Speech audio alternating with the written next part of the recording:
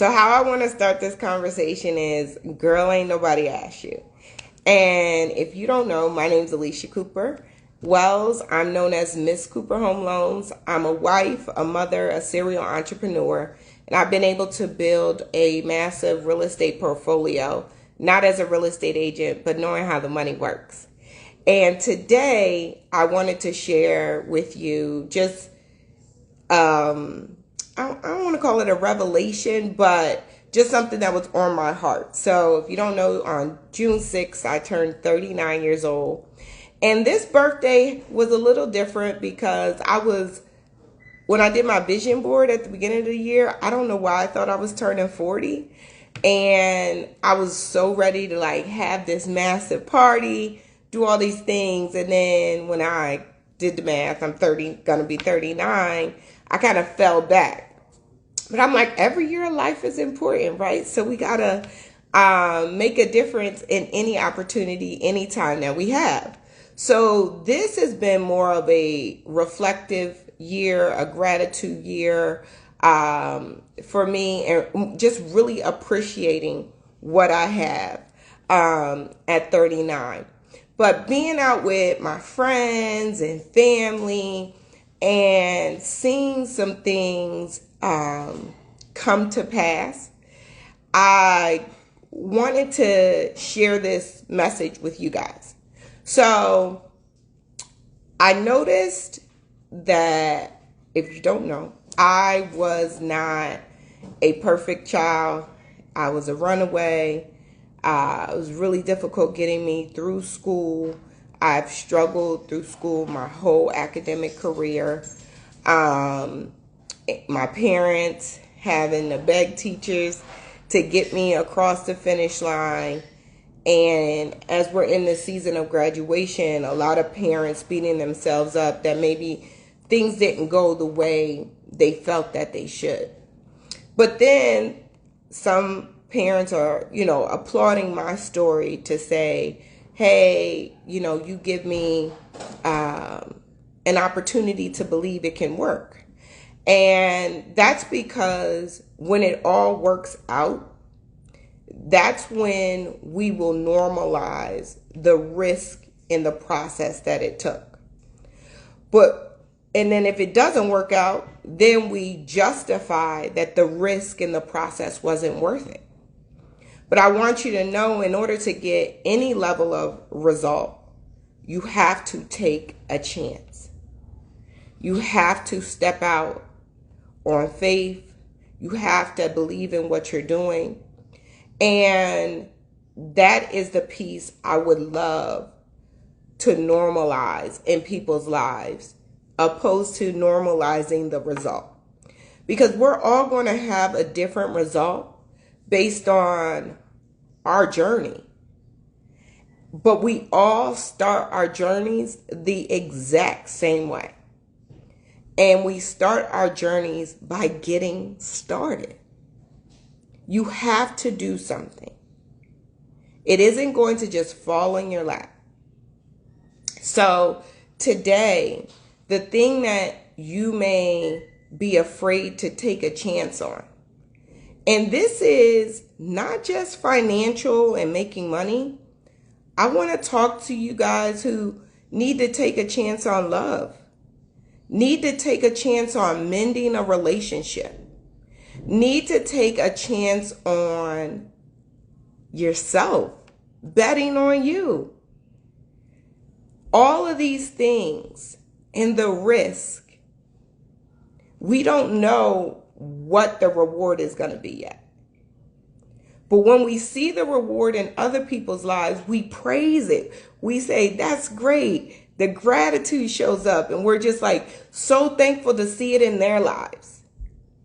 But the part that we have to normalize is the story and the journey.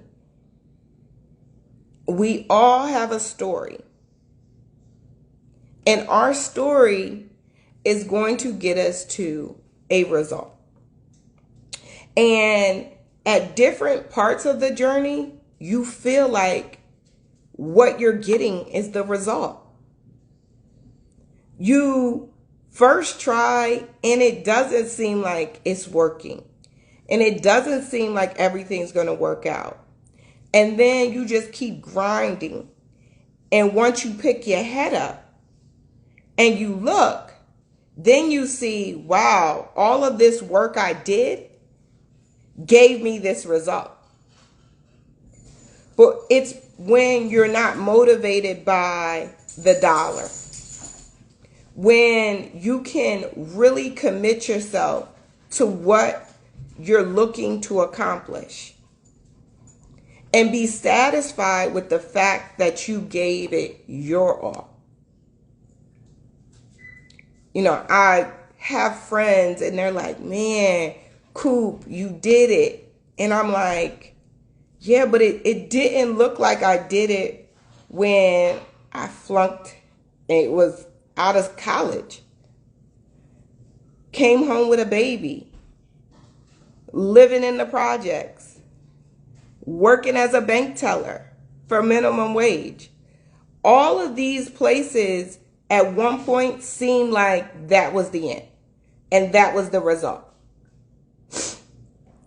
Each one of them at one point in time was that day's result.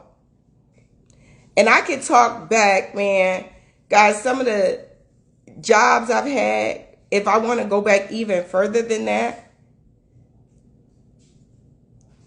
But I hope today this message lets you know that we can't normalize the result. Like if I do all these things, I'm supposed to make $1 million.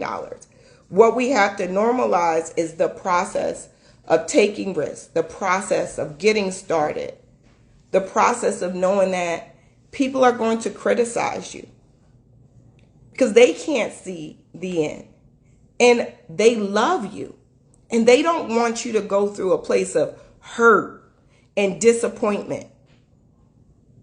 But when you're on the other side, when you become successful, then they're like, I always knew you could do it. I knew you could do it. And the truth is, they didn't know you could. They just figured out that you weren't going to stop being committed to your goal. So instead of sharing the distractions, sharing the disappointments, they often probably talked behind your back about them, but they no longer shared it with you. And it doesn't mean that these individuals don't love you, because they do. They really, really do love you, and they don't want to see you hurt. They don't want to see you go through pain. They know, wisdom would tell us that a lot of those risks are not worth it. We have more stories to match. If you take this risk, it's not going to be good for you. And we hold so true on them. But we have to understand that most people preach lies. That's a bar. Most people preach lies. They preach the lies that they've turned into truth to justify how they cope through life. And again, most of those lies are from a good place. If you've ever taken any of my classes or courses, one of my favorite ones to speak about is driving with the light on in the car. And it is not illegal, if you did not know, to drive with the light on in the car. But at a time in history, driving while black was a problem. And it gave right, whether right or wrong, for officers to pull you over and could definitely put you in harm's way if you were an African American here in America. And there's still some places down south where driving while black can put you in harm's way. But the part that we can't ignore is that we share these stories with our kids. And we tell them it's illegal to drive with the light on. Turn that light off. And we don't know actually where these stories come from. And at one point, the information may have been true, or I don't think it was ever really illegal. So people preach lies. They share lies that help them get through. But I want us to know that there's a truth out there. And the truth says that we can do all things through Christ who strengthens us. Philippians 4:13. And as we navigate through life, and I'm going to say, let's just start today. Let's begin to preach a truth to ourselves. A truth that we're wonderfully made. A truth that we can do all things. A truth that we're not alone. A truth that we have to act. We have to take action.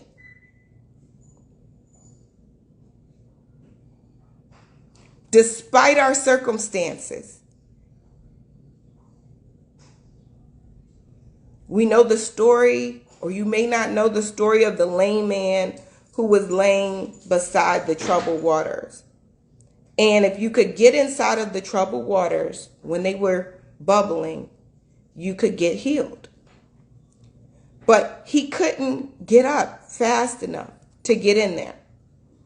And his circumstances said he's close enough, but it wasn't enough to risk it, right? And if you get to know me, I love to think in the line of Bible characters. In my mind, I feel like I would have just been like sleeping in the water. Like I would have just figured out how to lay prostrate in that water all times until it was going to bubble, because I need a healing. But our minds will tell us that we can only do it at that moment. And we don't allow our faith to get activated. We want to be comfortable. We want to do everything right. And the scariest person in this equation is the one who messed up, who saw their result being what they have today, and they said, I'm not going to take any more risk. I did it one time. I'm done. I'm not going to keep taking risks. I took a risk. It hurt me. It took a risk. I lost finances. I took a risk. It ruined my credit. I took a risk. I got hurt.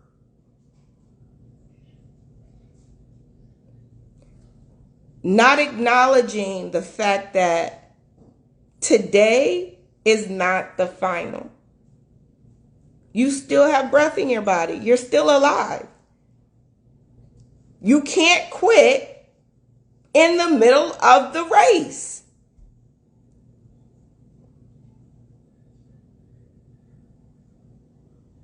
You gotta keep going.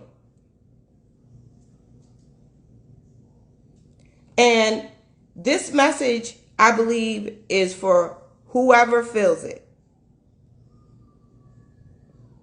And it's going to be uncomfortable. You're going to be misunderstood.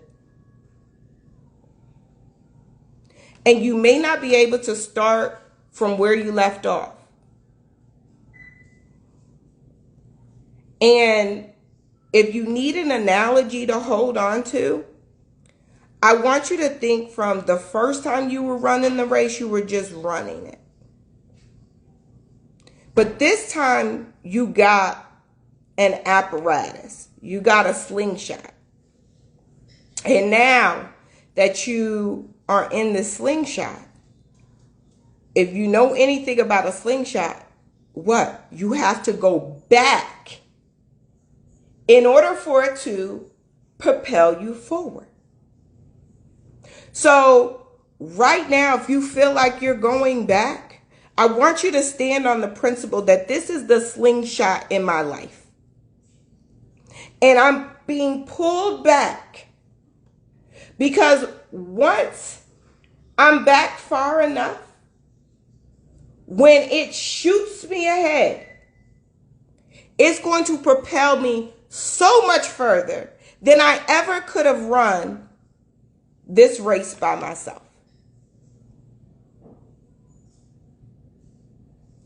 So your setback is really putting you in a place of tremendous elevation. And I believe that's my story. I watch people do everything right, I felt like, and run their race. And I felt objections and setbacks and failure after failure after failure and not fitting in. Just to find that I was being pulled back and to be shot forward to reach heights I could never have imagined on my own. I couldn't see it. But what it took is for me to release my faith. It took an opportunity for me to receive God's grace and understand that I'm not perfect. And I pray for everyone today to not believe the lies people preach, but to stand on the promises that are true, that you can do all things through Christ who strengthens you. Take risks, take action. Because when they tell your story, I promise you, they may mention the failures, they may mention the things that you're not so happy about, but then they'll normalize it because of your result. They'll understand why somebody who has dyslexia can run $1 million company. But when the story was going through, that little girl, they wanted to put her in a special class on a short bus, embarrass her daddy, as he would say. And the truth is, I took risk. Not thinking I was going to have this profound story to tell. I just wanted to challenge the information to make sure I'm actually walking in truth and allowing the truth to guide me versus the damage that has hurt people, and now they're teaching a message to sometimes scare us to playing comfortable. Well, I know if this is your first time listening to me, please follow me, give me a like, put a 1 in the chat. If you're watching this on a replay, put a 3. If you've heard me many times before, put a 2. And my name is Alicia Cooper Wells. I'm a wife, a mother, a serial entrepreneur. I've been able to build wealth by owning real estate, not as a real estate agent, but as a lender, understanding how the money works. Understanding that the best business to be in is the money business. And I taught others as well how to get into the money business. I'm very excited to say that in the last 18 months, we've created 23 6-figure earners and 3 7-figure earners. I presently mentor several of our students to help them reach the results that they're looking for. If you would like to learn more about my course through BizFund Academy, feel free to go to bizfundacademy.com. If you're interested in purchasing a home or starting the process, you can visit www.misscooperhomeloans.com and leave me a comment if this message helped you today. I want you to know it's not easy taking risk, but stand in a place of knowing you're not alone. And the promise we're standing on is that we can do all things through Christ, which strengthens us, opposed to listening to the lies that people preach. All right. I'll talk to you soon. Have a wonderful day.